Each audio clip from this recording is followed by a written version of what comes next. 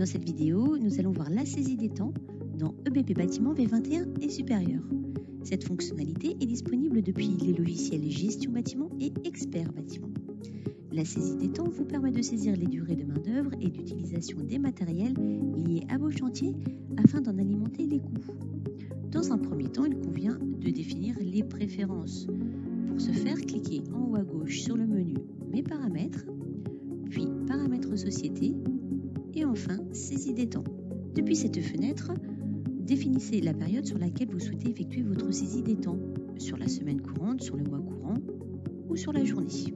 Vous pouvez également décider d'afficher les dates et heures dans deux colonnes distinctes. Cliquez maintenant sur le menu Variables de paye. Et c'est ici que vous pouvez définir les variables de paye. Vous pouvez renseigner diverses options, ajouter ou supprimer des lignes. En renseignant ces variables dans la saisie des temps, vous pouvez ensuite faire un import sur votre logiciel de paye. Une fois vos préférences définies, cliquez sur Enregistrer les modifications. Nous allons maintenant renseigner une grille de saisie. Cliquez sur le menu Chiffrage chantier, puis Saisie des temps. Une fenêtre s'ouvre.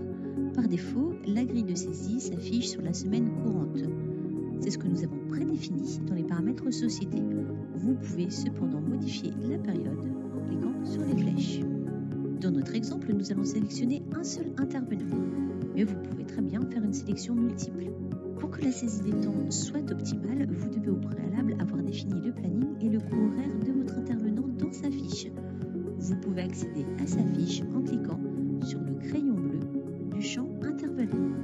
Pour démarrer notre saisie des temps, nous allons renseigner une absence en cliquant sur Saisir une absence. Une fenêtre s'ouvre, sélectionnez la date de début et la date de fin de votre absence. Le logiciel vous demande comment souhaitez-vous impacter les ressources planifiées. Faites votre choix, puis renseignez le type d'absence. Pour nous, ce sera maladie. Une fois ces informations renseignées, enregistrez et fermez votre fenêtre. La ligne apparaît dans votre grille de saisie des temps. Pré-remplissez votre grille de saisie des temps en sélectionnant l'option qui vous convient le mieux. Dans notre cas, nous choisissons une ligne de saisie par jour sur la période. Vous avez donc une ligne de saisie par jour sur la période sélectionnée.